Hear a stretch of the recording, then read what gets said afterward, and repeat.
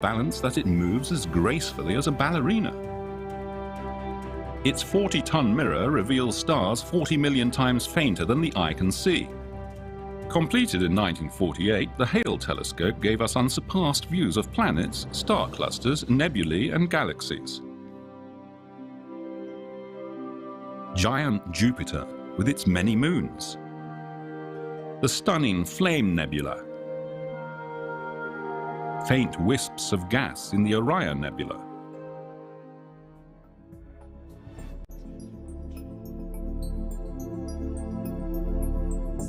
But could we go bigger still? Well, Soviet astronomers tried in the late 1970s.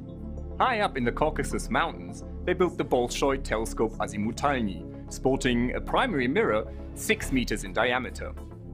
But it never really lived up to its expectations. It was simply too big, too expensive, and too difficult. So did telescope builders have to give up at that point? Did they have to bury their dreams of even bigger instruments? Had the history of the telescope come to a premature end?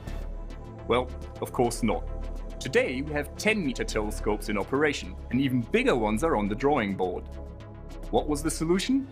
New technologies.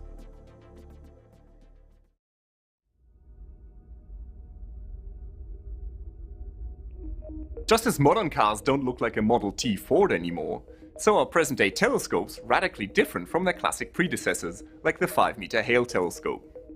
For one thing, their mounts are much smaller. The old-style mount is an equatorial one, where one of the axes is always mounted parallel to the Earth's rotation axis.